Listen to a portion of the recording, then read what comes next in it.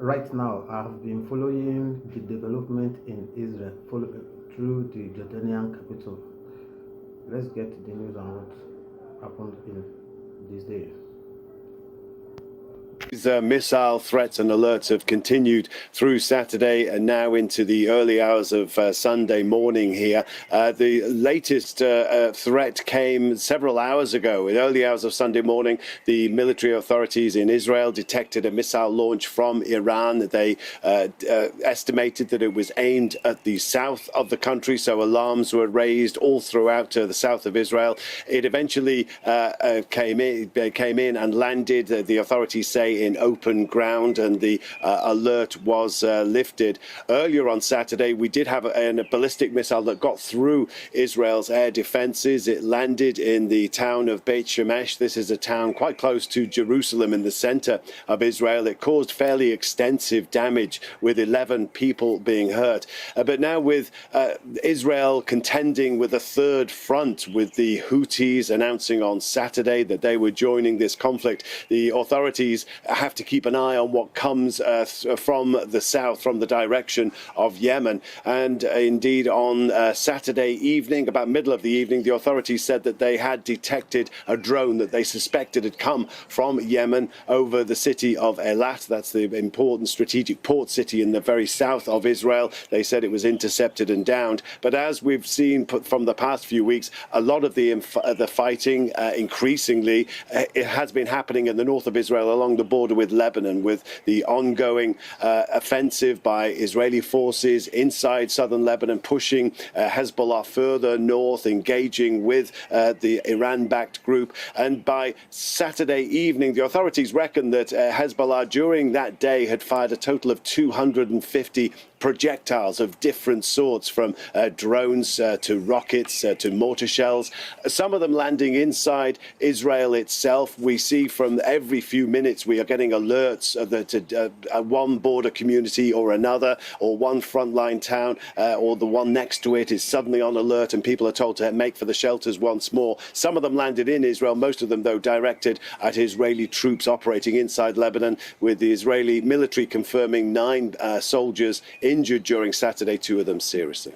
So, Rob, that's... Iran is still retaliating with full force. Iran kept to their promise. Iran promised US and Israel that if there is any further military action in Iran and the projects, that they will retaliate with full force. Now they are retaliating. Iran has also shot the base of US in Saudi Arabia, which that caused an injury to 12 soldiers. 2 is very, very conscious. Many things were being destroyed. There are some other fun news that is coming up, that some of their F-35 jet, about 2 F-35 jets, fighter jet of US, was also being destroyed by the missile shot by Iran, IRGC. Iran has also given an ultimatum to the US. You can imagine that they should come to apologize and condemn their action in striking 2 universities in the city of Iran. And the ultimatum will last from now till Tuesday noon, or they will retaliate to strike US universities in the Gulf State region. You can see. But US should also put this in mind, that they have announced the capability of the Iran IRGC.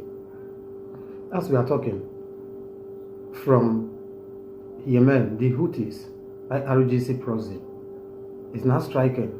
They just started, as it is being announced now that this is a new front. So now it is third front. Not only Hezbollah from Lebanon and the IRGC Revolutionary Guard from Iran, to be precise, but now the Houthis has also waken up. These Houthis are the people, these are the rebels from Yemen that has been involved in stopping, bombing all ship that is passing in the Red Sea. They have started, if You heard about blocking of ship before now, before the Strait of Hormuz. And as we are talking, the Strait of Hormuz is still very much well covered. So US should keep to their word and know that any news is being incited to human heart.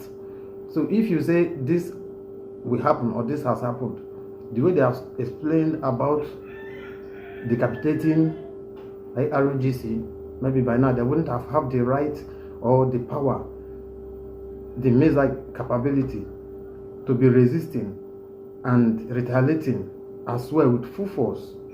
They are not lacking anything. We should even ask, where is this IRGC getting all their weapons from? You can imagine the kind of weapon that these people have possessed in this present war. If these weapons are being used by only Israel, maybe truly these people would have succeeded wiping Israel off the surface. But if this happened, then that means any country that have military force has the right to wipe any country that they hate off the surface. So this can never happen. Let's understand where this war starts from. More news are coming. Thank you very much.